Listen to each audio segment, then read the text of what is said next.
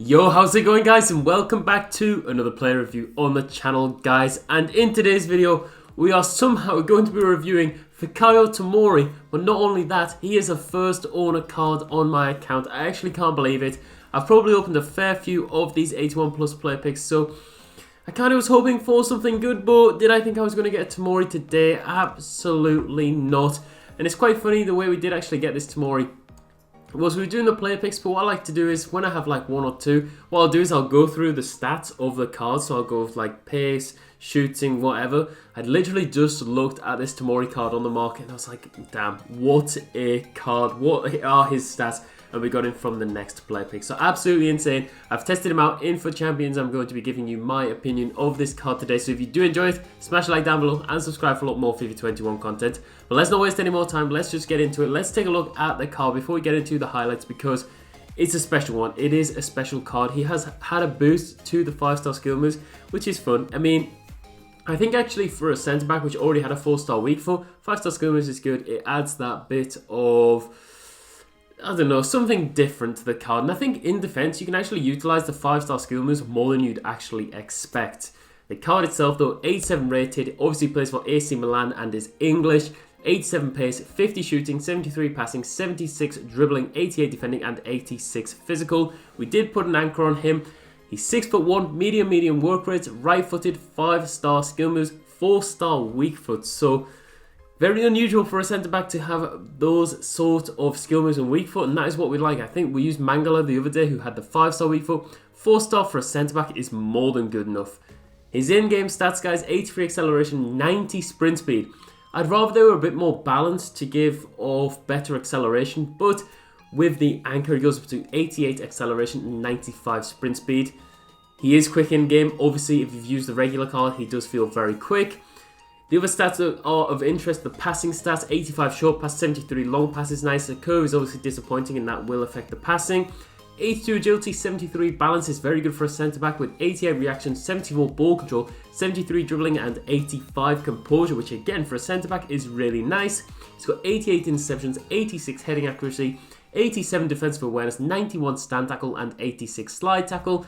He's got 84 jumping, 81 stamina, 90 strength and 85 aggression. So some insane boosts, and this all adds up to a very expensive price tag, guys. He is 770,000 coins on the Xbox, 919 on the PlayStation. So you are paying a premium price for this guy, but he's got some amazing links and an amazing looking card.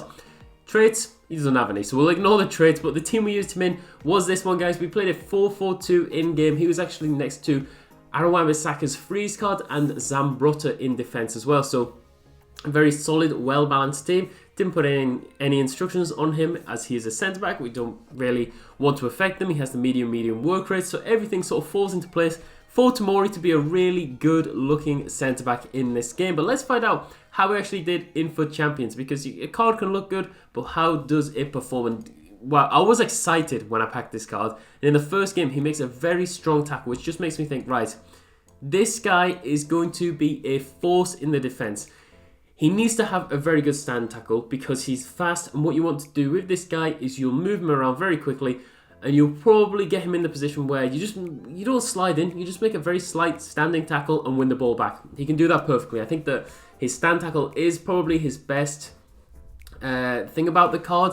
I would say that compare him to the likes of Raphael Varane, for example. Varane's stand tackle is obviously, it's Varane, it's very good. But Tomori is the type of player where you nip in. Because he's got that pace, you can nip in. With Tomori, I didn't feel like he was very good at the blocks, which we'll talk about as we actually do get onto the cons. But the pace on the card, really good. You can see me doing rainbow flicks and things like that with the card, just to demonstrate that you can do that with the card. And yeah, are you ever going to do it with a centre-back? Probably not, but if you wanted to, that is there for you. Pace, very good. Stand tackle, very good. His jockeying, due to the pace and the agility and the balance, is really nice. You can get yourself in that position where you just stop the shot from coming in, and that's important. The pace this year, pace is key. So me using Tomori as centre-back, it's almost like using a full-back because his pace is that good as centre-back. His links are really good. Strong link to Small Dini. Strong link to, what's he called? Theo Hernandez. Very, very nice. And he obviously can link hybrid to players like Wan-Bissaka, Tavernier. That's what you're paying a premium for this card, I do believe. His positioning was good for a centre-back. You wanted to be in the right position at the right time. He didn't feel too aggressive. I feel like in FIFA 21, all centre-backs, even full-backs at centre-back, always are in the right position. So this doesn't get him any extra bonus points, but he was always in the right spot, not doing anything crazy. His passing, the 4-star weak foot was actually brilliant for the passing, guys. And this really did surprise me. When I came under pressure in games, I was just able to easily pass it out. That's what you want to see. And that's why I really enjoyed Mangala in those sort of positions where guys were pressing and I could just pass the ball out easily. I think that that's a real bonus and a real benefit to this card. I thought he'd been boosted to the 4-star weak foot, but he already had the 4-star weak foot. So very, very nice. Dribbling on the card, good. A few times where I picked up the ball and I did a scoop turn out of defense. The scoop turn is really good if you have a player with 5-star skill moves. I often do this with my attackers, but I actually found it really useful to do with my centre-backs as well if I just wanted to send one of their attackers the other way and I play the pass away. And I've already mentioned his agility, but his agility is really nice. It just makes you feel very manoeuvrable with him as a centre-back. And I think that's what everyone strives for this year. You don't want a centre-back who is clunky. They're slow to turn. That's not what we are looking for, guys. Not what we are looking for. And that's not Tomori. If you've used Tomori, if you've used him in Managerial Masterpiece, if you've used him in Rivals, Foot Champs, you'll know how cracked he is. Few cons though, I have to say, is he is expensive, guys. 700, 900k, however much you are paying for this card, that is a lot, and in my opinion, it is too much to be paying. Obviously, his price will drop, but yeah, it's a hell of a lot of coins to be spending on a card like this. I don't think he's as good as like a Prime Icon would be, for example, because his tackling isn't as good as those cards, but still, he's obviously a very good card. And I'd say his height is a problem for the crossing this year. Heading does seem to be more relevant than in previous years. And also the auto blocks.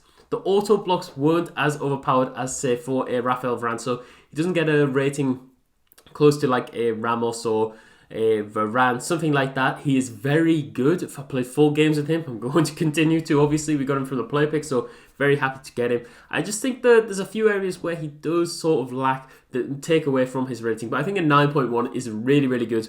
And that he probably isn't worth it, but he is a very good card. If you think if he is the missing piece to your team, he probably will fit perfectly and play extremely well for you. The pace is no joke. His stand tackle is brilliant. His passing is dribbling. All for a centre-back, really, really nice. But guys, hopefully you did enjoy today's video. If you did, smash a like down below. Subscribe for a lot more FIFA 21 content. I'll keep bringing the FUT birthday reviews to the channel very soon. We have a Tal, Paulinho, Renato Sanchez tonight. I'll see you all then.